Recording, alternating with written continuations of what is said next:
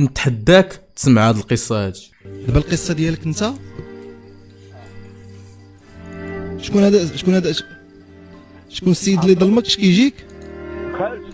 ولد خالتك ظلمك؟ ناقشتو؟ ناقشنا على عطاء الخدمه.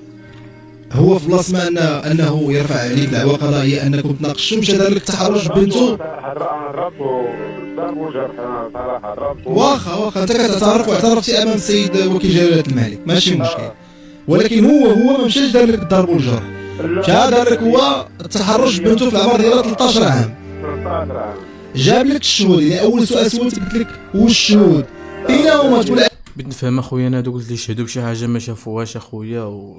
كي كتحسوا بروسكم اصاحبي، كي كتحسوا بروسكم شهادة الزور اصاحبي على ود واحد فلوس. علمني الله غنقول لك هذا الشيء. انا دخلني نقول الشهود، تا قلت الشهود. قلتي لي النهار اللي غادي يحكم عليا القاضي بسنتين سجن نافذه، ذاك النهار دوك الناس اللي شهدوا عليا ظلما ماتوا.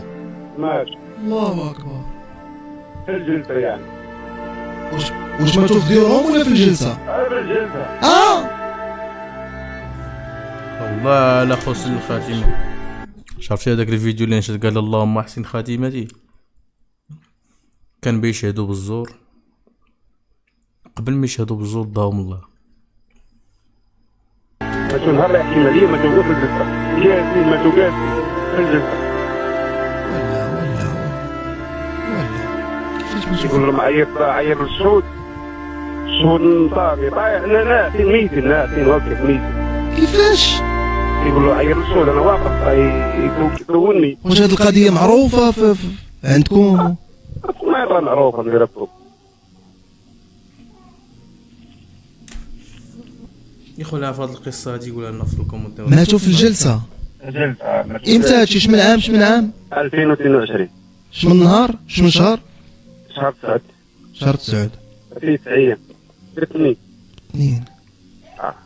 في المحكمة الجنائية ديال قنيطرة. نقيد هادشي عندي كامل، ان هاد القصة هادي راه قيد اخويا غريبة جدا. قلنا